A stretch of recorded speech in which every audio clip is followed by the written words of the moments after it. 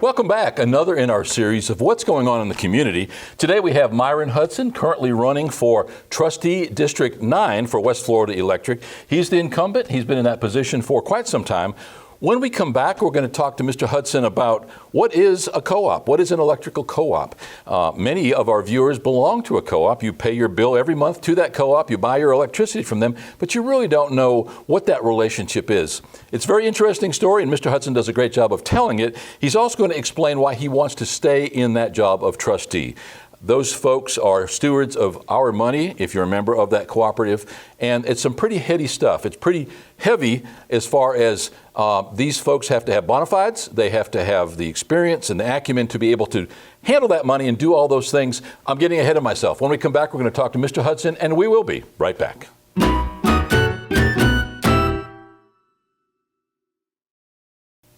Welcome back. As mentioned, our guest today is Myron Hudson. Thank you so much for coming by. My pleasure, Mr. Goulden. We appreciate it. Call me Paul, please. Paul, thank you. When we originally met, I just met you because your daughter is Tiffany McKinney, works for the school district. Yeah. Had no idea you were part of that West Florida Electric Cooperative. We know George Clayton Owens. He is also one of your fellow trustees.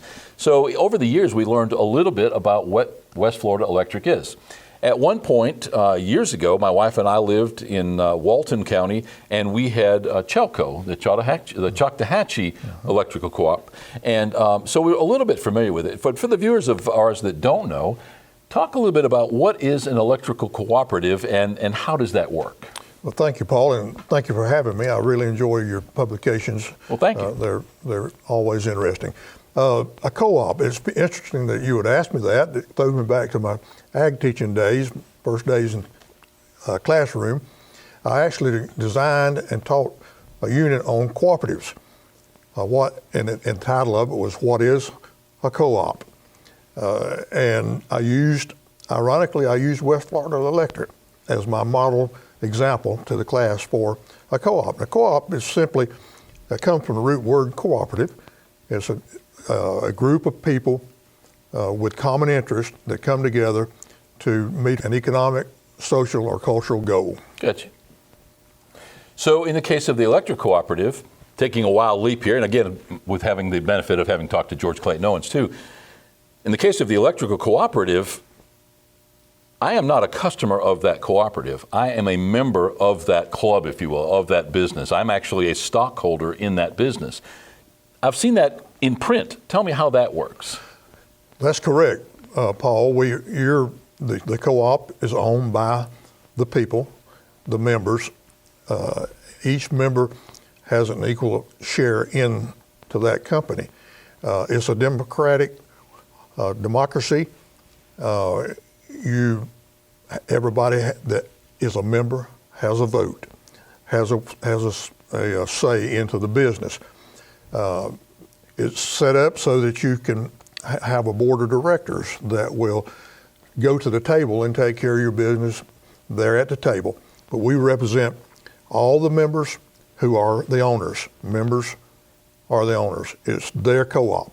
It's my co-op, it's your co-op, it's your company. And at that table, we're very conscious of the fact that we're representing you and ourselves. We're not there for economic gain. We're there for the benefit of the whole. Not unlike our elected officials. Wouldn't you love it if our elected officials had that same mindset, though, that they were not there for profit, but rather to represent us? That's another show. So the way I understand you, there's not necessarily the desire or an effort made to generate a profit, but if there is, it's distributed amongst the shareholders. That's correct. The myth is that a co-op is nonprofit. Not all co-ops are nonprofit, but when we speak of West Florida Electric or Chelco or the electrical cooperatives, they are nonprofit. And in the nonprofit, we have governmental regulations that speak to how many funds we can have at the end of the year, et cetera, et cetera. But it is for these type co-ops, the nonprofit co-ops, are for utilitarian uses and not economic gain. So if we collect funds beyond a margin that's required to operate and maintain a balance in our books, then we return that margin, return those profits on the same percentage that they came into us back to the owners of the co-op, the members. You faced we all faced a devastating a situation when Hurricane Michael came through. We got another little taste of it in a much more diluted fashion, no pun intended, because it was mainly a water event with Hurricane Sally. This is a constant. You're always having weather events, some severe, some not so much. There's never a good weather event, I dare say. In your case, though, you lost a lot of infrastructure. You had lines that were down, and that was painfully obvious. People couldn't drive for trees could cross the roads, hot electrical wires, phone lines, and what have you. What happens when you have that kind of a situation? Because I know that, first of all, it's got to be a huge expense, but how does that work within your organization? Where do you go from here when you wake up that next morning and the EOC, the Emergency Operations Center, said, okay, the danger's gone, now you can go to work? How does that work? Paul, we faced it, and it was an extremely devastating event, a blow to our co-op. Almost 80% of our co-op infrastructure was wiped out in the 2 or 3 hours that storm stayed on top of us. Nearly 5,000 miles of poles and electrical wire, about 80% of it was just commingled. The very first thing we did was we reached out to FEMA with from the management and board that day and began working and talking to FEMA officials because we knew we were in trouble.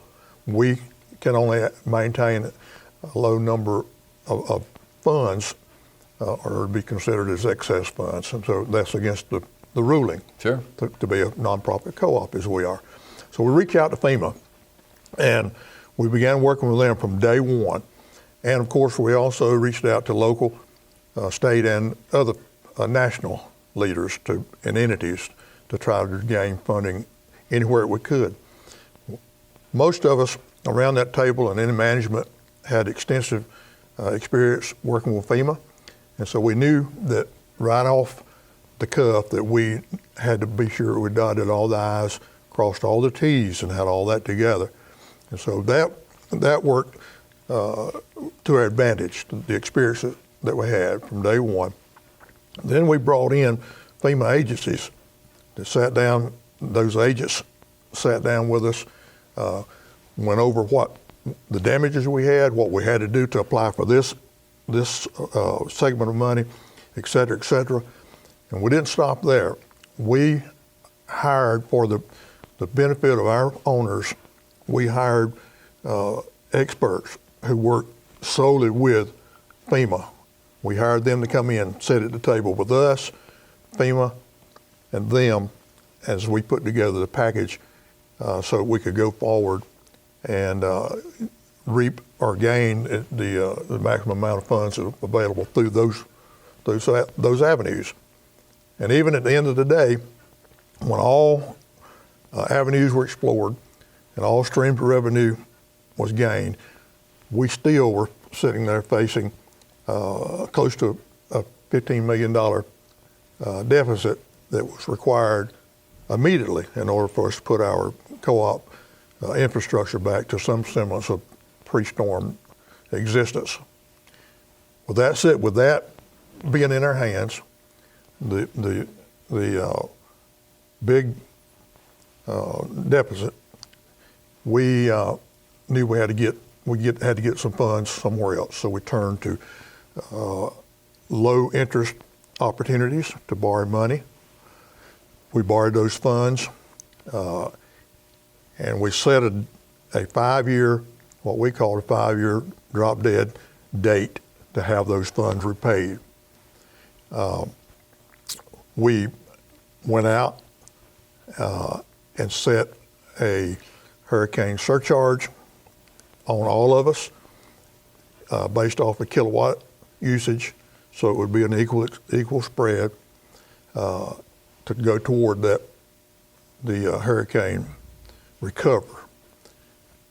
The 5-year drop dead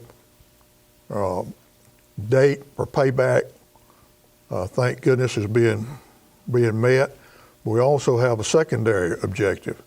That is, if and when we meet that 5-year drop dead deadline, we're going to pay that loan back ahead of time. The objective is to pay the loan off as soon as we can, and we're making good progress toward getting that done, and we feel very confident that we'll have the 5-year loan paid well in advance of the five-year period of time. That's our goal. That's what we're working for, and we're achieving it. You don't have to look far, and I'll go back to Hurricane Michael. How many people did you see standing in the road or in their front yard holding their head, looking at their demolished house, having no clue, where do I go from here? You try to call your insurance company. Everybody's calling the insurance company. You can't even get through. Your case, you had a very large devastation. You were still holding your head, figuring, where do we go from here? I dare say that having the brain trust, having the experience, having the years of business acumen that you have sitting around that trustee table at West Florida Electric, you're already miles ahead of where the ordinary homeowner would be looking at that devastation, because again, you knew FEMA contacts to call. You knew other agencies that you needed to get in touch with. You were able to start that ball rolling because it was a slow-moving ball, regardless, at least at first, until you got all that infrastructure, paperwork, agreements all in place. I would imagine that first and foremost, to be a trustee, you would have to have some kind of business acumen that you can bring to the table, and that spirit of cooperation, so that you can make those things happen. You're correct, and the experience base it puts you first of all on the trail to securing the help that you need out there, and being able to assess what your need is in a rapid manner, being able to package that to carry out to the areas that you're going to seek help from. It's very important. The experience, having already gone down that road, and I like to tell people, going down the road doesn't make me an Einstein, or doesn't make me that intelligent, but it makes me know where the potholes are or where the bridges are out. That's what experience coming to the table brings for all the members. Is a lot of these hardships has already been experienced in some other fashion, and we've lived through them, and they will put us back on the road. And so this is what we aspire to bring to the leadership of our co-op, so it'll benefit the entire network of members, owners that we're serving.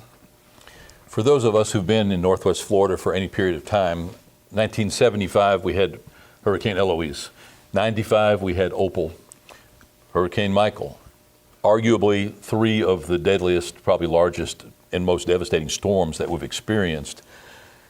Again, having people in place that have experienced tragedies before and have had to put together plans and pull contingencies out of thin air sometimes to make things happen.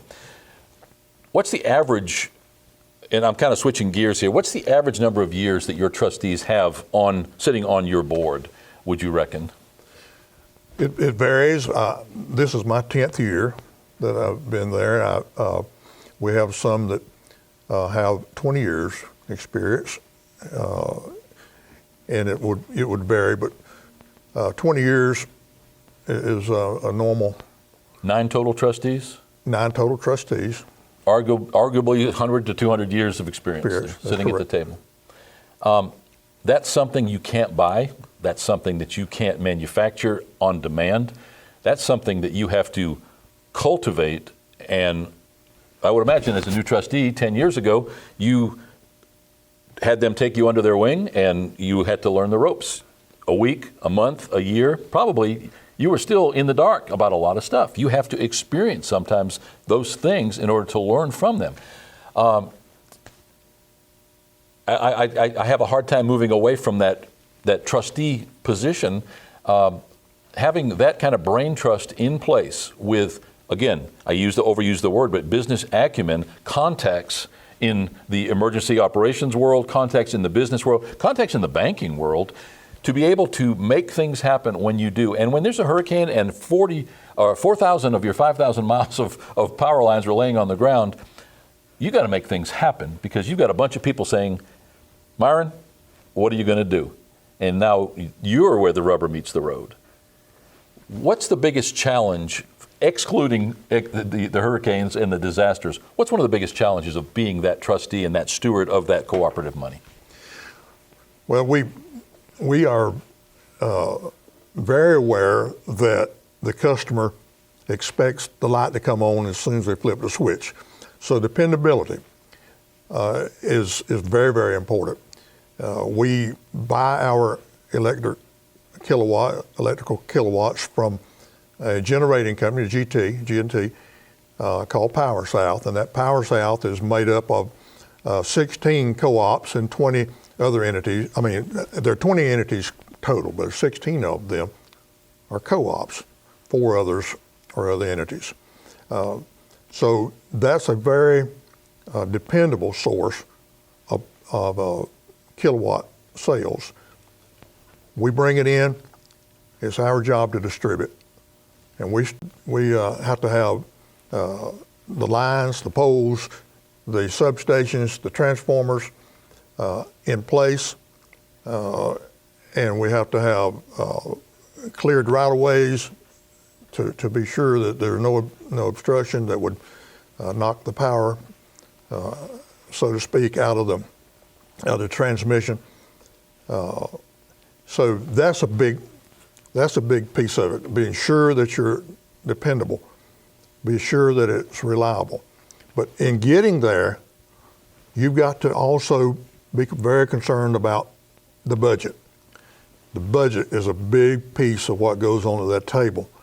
The construction of the budget, and then of course the management and oversight of that budget. And you've got a group of 9 persons sitting there. All of them bring an array of experiences.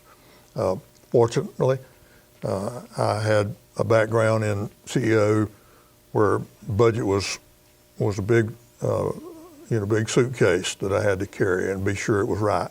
So that experience came, and so does it with other trustees. We also a policy making board where you have to set policy that's going to cause our day-to-day operation to run smoothly for the 25,000 members, 33,000 meters that we have out there. The board has 1 employee, and that's the CEO. So we're charged with the task of making sure that the CEO is carrying out those policies and is adhering to those budget entities that we have in place. So all of that is a part of the day-to-day operation that comes back toward the board.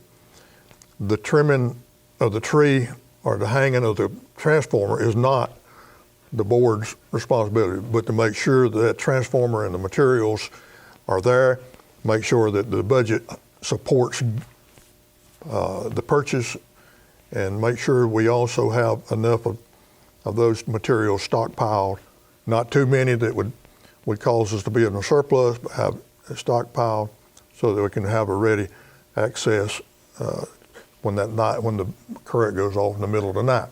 You'll see our trucks pull up to a utility pole at midnight if we find an outage and it happens to be something that would be equipment-wise to go and take it out. So all this has to be taken in consideration around that table.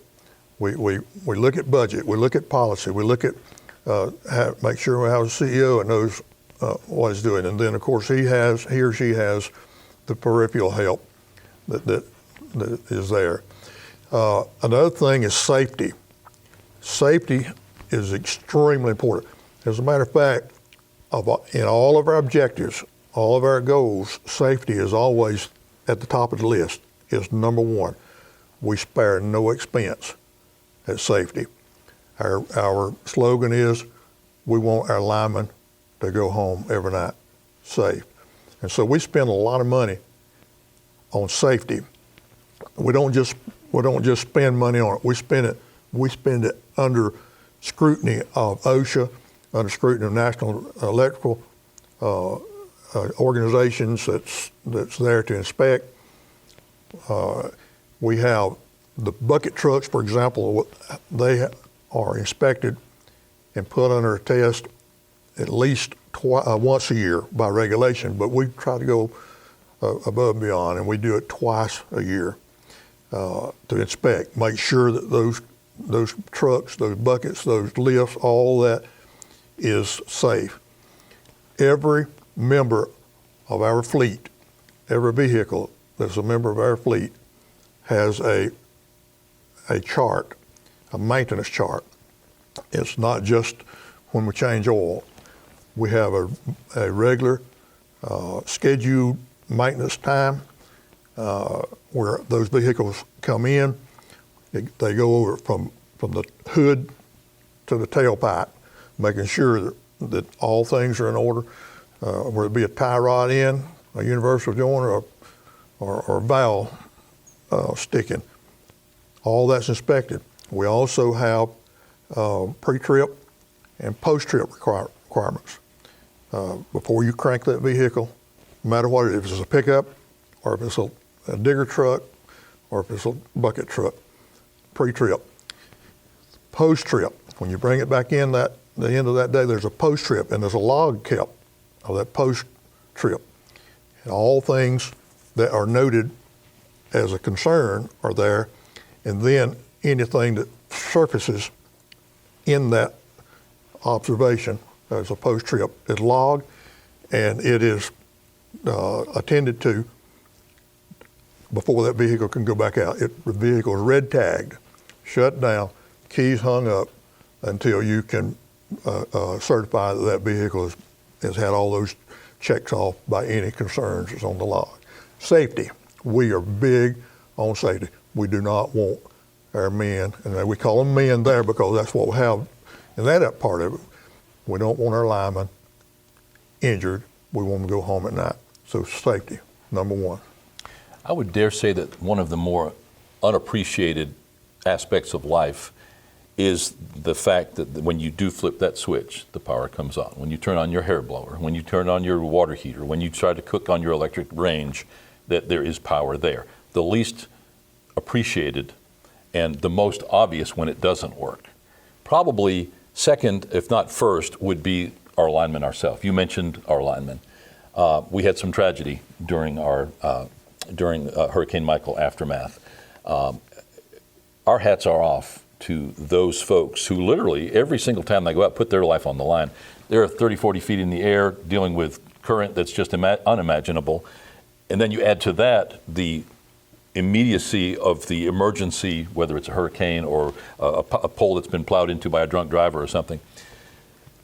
When you have a disaster such as Hurricane Michael, it's nice that you're able to secure funding. It's nice that you're able to come up with a plan, but you've got to still have feet on the ground. How do you deal with that? You've only got so many people working, and they work every day, all day, and they're just maintaining. Now, when you've got to replace, when you've got to refurbish, when you've got to completely rebuild infrastructure, now you're talking about a whole lot more labor. How does that work? You're right, Paul. It's big. But here's where the cooperative world comes together again.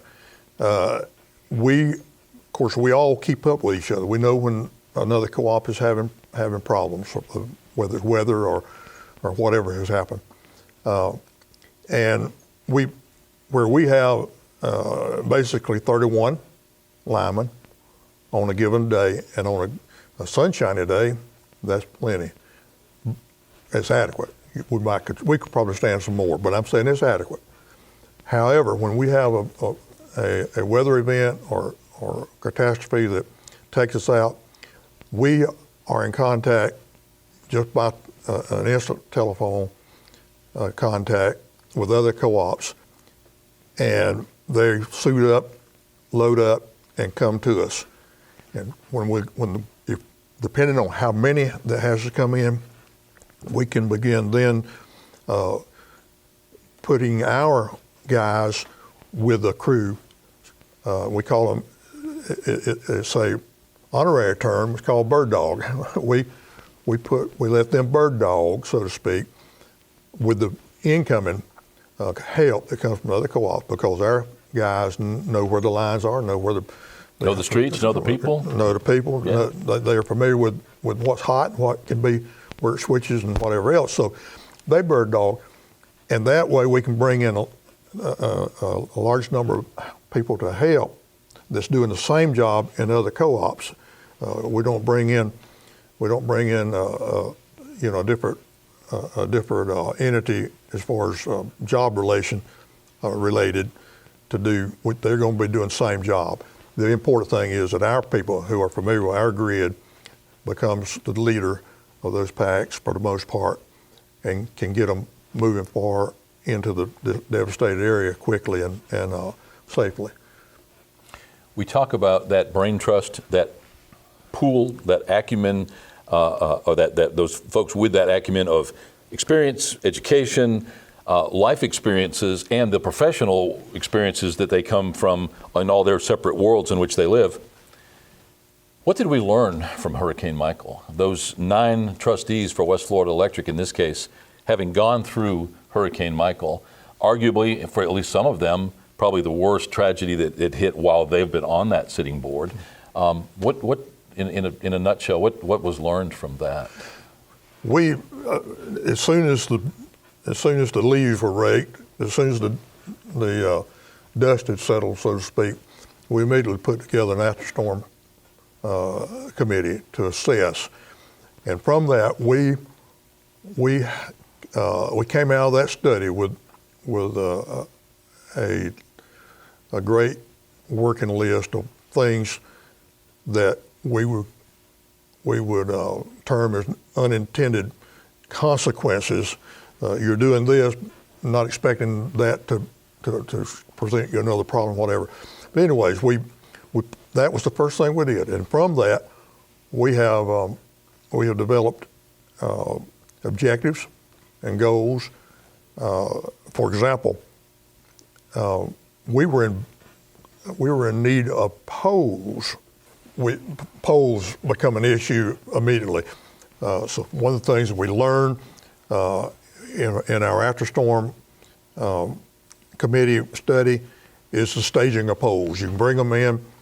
We know geographically, we have a footprint of our whole grid, and we have a better idea of where we would drop those loads and how to get them in across all of the debris that the storm has left for us. Additionally, the equipment such as insulators and transformers, all that is in the dirt, so to speak. We have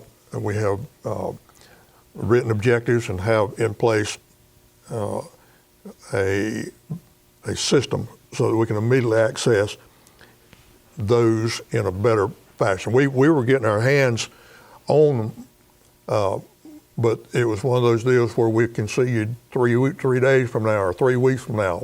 But we got a better setup now where they can come in and actually get to us. An unintended outcome. We had here again FEMA from day one was with us, and they had what they call push crews, and we needed them. We needed push crews bad. Push crews moving the debris off of highways and area of transportation for transportation. The unintended unintended outcome was that we failed to, in the big hurry of having someone to designate where the push would go, and a lot of it wound up underneath where we were trying to get back to put poles up. Very, very important. Saw some of that, yeah. Very, very important. The push crew's already going on somewhere else, and here you are with stuff underneath where you're trying to work. So that's all written in. Should we have that size? And pray we don't, but should we have that type of catastrophe, even in a smaller scale, there are things that we've learned that will make it go smoother and less expensive, to try to get it back. Because we were being helped there. The price remained the same, but it just took us longer because we had to bring those push screws back through to move it a little bit further. That type of thing that seemed like would be obvious, that really becomes an occurring fact to you when all this is standing there. As you say, people standing in their yards, their homes are gone. A lot of them, they can't even leave home where home is because of the trees and the debris that's around. So it gets to be in a reality in a big hurry when you see those devastations. And dark's going to be here after a while, and they don't have any place to sleep, no electricity, the comforts that they're used to having, comforts that they need to have, people who are on medical necessity to electricity. So getting supplies, knowing where they can be staged, get it to the field, get it up. The networking of having the other co-ops that come. We had co-ops all over the country standing up. I'm talking about to the Midwest, standing up. But they could get about as far as Holmes County coming in because we couldn't drive. We had linemen who could not leave home to come out because trees were so massive across their driveways and roads and whatever. We started assessing the damage that afternoon, and all 9 of us board members had contact, and we're all working together to try to see what's going on. Everybody's radioing back in. We can't go. We can go nowhere because it's all done. Which leads me to the next thing we learned was communications. Communications were zipped for the most part. Cell towers knocked out, and that was a lot of our dependency was on cellular. We'd have to send folks up to the Alabama line to get a signal to try to get somewhere else. So we have made arrangements to have a bunker type set up so that we can have communications that won't be knocked out, that can continue to be pushed out either microwave or whatever means that's hooked up in that. But that was very important because we had people that on the ground and couldn't find out what the other one was doing or trying to get done or where they were at. Members couldn't call in. All the people that we as a co-op were dependent on to supply us with the communication, telephone, for example, their equipment was gone too. So we've hardened that. We've post-storm study. We've hardened that type communication so that we can be better accessible to us and to our members in the event of such a catastrophe again. You mentioned you had a certain number of linemen, which was great and adequate on a sunny day. We don't learn life lessons on a sunny day. Right. We only learn through adversity. Correct. We only, in the teaching world, we say we don't learn by our successes, we learn from our failures. And basically the same thing. You weren't failing, you had just maybe not even encountered some of these problems before.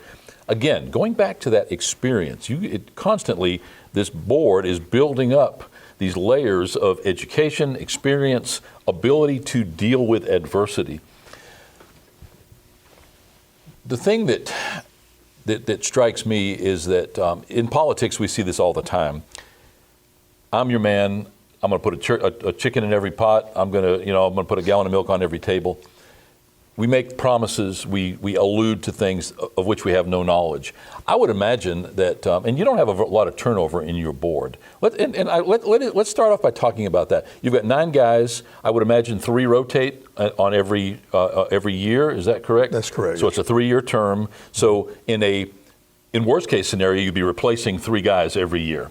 I would imagine that the co-op, after a while, through name recognition, through you dealing with adversity and successfully making things happen the way that they would like to see them, that you stay on board. You say you've been there the better part of 10 years. You say that some have been here for 20 years. I can't imagine that there's anything but advantage once you get a good man to keeping him on the board as a trustee. Now, that said, there are people every year that come out for these positions, some qualified perhaps, some not so much. What is probably the single biggest factor, what would be the single biggest attribute if you were going to consider somebody for that board, outside of the fact that you've got 10 or 20 years experience? What would you want to have coming to that table as an attribute that would enable you to just even start to hold that kind of position? First of all, we would need to realize that we are one of 9. This is a board, 9 people. Teamwork. Teamwork is very important. It's very important. And anything that I say that has been accomplished, it's not I, it's team. And this team works together. Come in there, it's great if the person who's going to fill a seat at that table has as much board involvement in other entities as possible. It's a very needed and appreciated skill if you know how to work with the team. Having the experience in the areas of what you're going to have to be addressing as a board. For example, you're going to have to help construct and manage a budget. You need to know how that all comes together, why it is, and how to dissect it, disaggregate the budget as you go through the year to make sure that everything's going. And in this case, some pretty big numbers. Big numbers. Yes, sir. We're several $1 million entity. And be sure that we understand how to hire a qualified person for that CEO to be sure that those day-to-day operations are in line with what we intend for them to be for the people who own this business. Our people own it, the 25,000, more or less, in number, own it. Everything is done is for them, and we're just the surrogate. We sit there at the table to manage it, and we're there at the pleasure of them. There's no continuing contract there. We come there to do a job as the best we can do it with them in mind. Whatever we do to them, we do to us, because we are members too. The only way you can qualify to be on the board is to be an owner or be a member. And so that brings the personal part of it to the table. But it's important that they have the knowledge base of how to work on a board, and it not be a monolithic. It's got to be, a tier base. You're one of 9.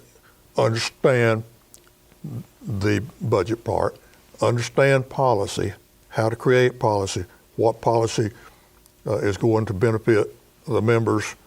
You want a policy that's beneficial, not policy that is crippling.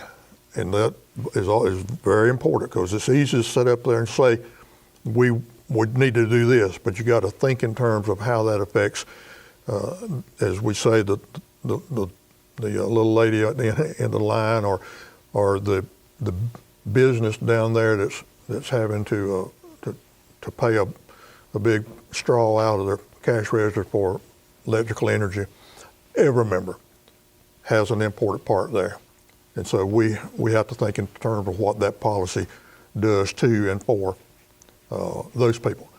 So policy making, budget construction, budget management, personnel, understanding personnel, and that you get the correct CEO. All those are big considerations before you come to that board. And it needs to be out of a heart to serve.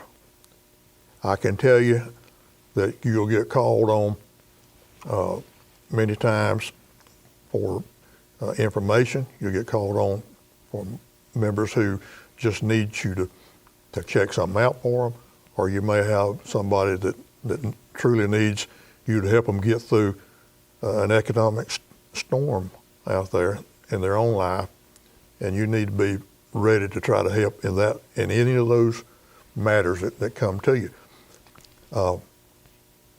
I'm there because, first of all, I'm there because the people have granted me the opportunity to serve. But I ask to serve because I want to serve. I'm not looking to this to be a stepping stone to go higher or into some other political arena. I'm there because I want to help the people. We mentioned one of the bigger aspects was the ability to manage a budget, and it is a very large budget. It pales, I would imagine, though, in comparison to the expense that you incurred because of Hurricane Michael. You mentioned that you were able to, through FEMA and other agencies, secure monies to handle much of that bill, but that you still had an outstanding $15 million for which you had to secure a loan. Nobody likes taxes. Nobody likes increases in price. Everybody likes to hit the switch and get the air conditioning to come on, though, and get to that 1 or 2 degrees cooler when you've got those extra hot days. So it's a juggling act here. I would imagine you had some folks that were a little displeased or less than happy to get some kind of an increase. Were they to take the time and listen to this kind of a conversation and understand why that expense is there? Nobody's fault. It was an act of God, and it was a big one. And what could have been maybe 5 or 10 times bigger surcharge had you not had the ability to secure all of those monies, the grants and the federal assistance. The elephant in the room, I would imagine that you are taking some chin music about that. I imagine some folks or don't like that. What would you have to say other than what we've already said, which has explained it pretty well? But what's the short answer to that question? Why this? And granted, it's only for a short period of time, 5 years. But what would you say to those folks that would have that would be their main peeve, is that I can't believe you're charging this much more?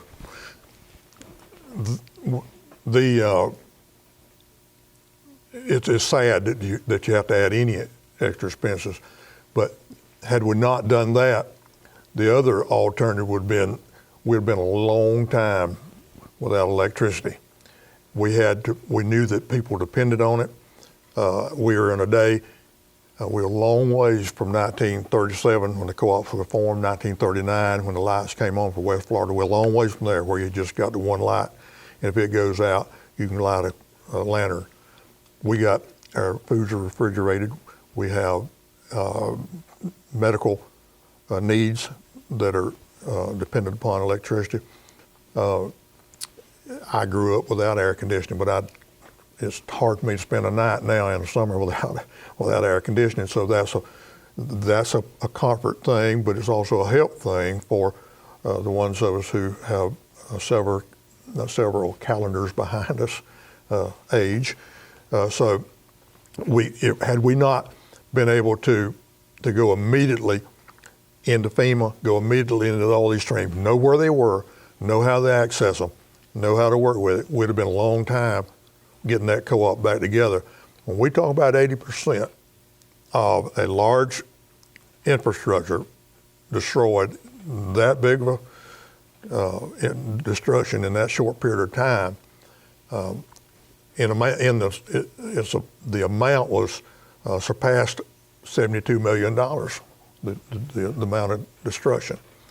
And we were very, very fortunate to be able to access funds that would get us even within that 15 or so million to get back to some semblance of the co-op existing as it did the day before the storm. Without that, we wouldn't have got back. We wouldn't have been up and going. So it was the lesser of the evil, so to speak, to be able to spread that cost over a 5-year period. And we set the goal to do it over a 5-year period. But if we could do it in less, then we was going to do it less. We thankful that we are seeing that 5 year being cut off, and we're very hopeful and believe that we're going to shave off considerable amount of that 5 years and make it a shorter turnaround. But it was the best option that we had to get us ongoing. There were 9 of us sitting around there. All 9 of our heads went to work. The CEO went to work. The assistants to him went to work. We knew where some avenues were. Do you know about this? Do you know about this? Are you aware of this? Let's make this phone call. And it was productive. And the fact that all of us had experience with FEMA in our past lives and knew some of the ups and downs and whatever, saved us a lot of. It's not automatic. We know of a co-op in the state of Florida that did some things got ahead of themselves with the FEMA, and they're sitting there holding a big. They went ahead and had to borrow the money, sitting there holding a big bag of loan, and the FEMA's. And it's been 3. It wasn't Michael. It's pre-Michael in the southern part of the state, but they're sitting there holding that bill and having to pay high interest on it. So you got to do it right to start with. You got to know where to go, who to talk to, and how to handle your business as you go forward with. What was the longest any of your customers were without current? Ballpark.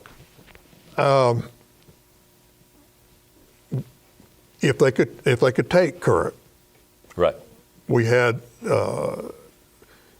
about 2.5, 3 weeks. Then of course we had people who were inside the house blown away. They couldn't. I mean that they were no longer a consumer. Out of our reach. But that was phenomenal that we were able to get it back in that. On a sunshiny day, as I said, 31 linemen. We had 1,600 linemen that stood up from all over the country and came in, trucks, whatever. Grant you, the thing we learned in the post-storm study that we hope we'll have a better handle on should it ever happen again. They came to the line of trees and they were there. But as we had push crews and could get it opened up, it was miraculous the way that we were able to coordinate 1,600 on the ground. And then we had probably closer to 1,800 total where we're coming in doing some of the other services that needed to be done because it was 24/7. You can only work a guy, so many hours, and OSHA helps regulate that, but common sense also and compassion. We had men that some of our men would have worked 24 hours, but we said, you've got to go home and rest. You got to go home and rest. Well, that's a safety thing becomes a real big issue. That's the safety thing, that's exactly. But their heart was so strong in it until that's where they wanted to be. And that's the kind of linemen we have. We're very, very fortunate to have the linemen that we have. We're very fortunate to have the peripheral help that we have. West Florida Co-op is a good co-op. It's a good company. It's managed well with the CEO. We have a good board. But we also have, we're blessed to have a population of good members. It's fun to work with them. It's not fun to see any of us in distress, but we enjoy helping. But then it's a joy to see how that they receive and will lend help. It's a co-op. People hold hands, they stick together, and it's the co-op spirit that makes it go. If you collectively and cooperatively were able to come up with 80% of that monies, leaving $15 million, I could maybe extrapolate the fact that 3 or 4 weeks without current could possibly have been 3 or 4 or 5 months had you not been able to get all of that monetary or fiscal infrastructure in place to make all that happen. To that I say, well said and well done. I know you are currently on the chopping block. You are running for re-election for that District 9 position. just in what I've learned from you and your ability to convey that stuff to me, were I to be in your district, you would have my vote. I unfortunately am not a customer. However, I'm going to give you the opportunity to look right into that camera right now and speak to your customers and maybe explain to them in a very short, succinct fashion exactly why they should vote for you. I appreciate the support that the members of West Florida Electric have given me. I appreciate the trust that you have put in me through the years.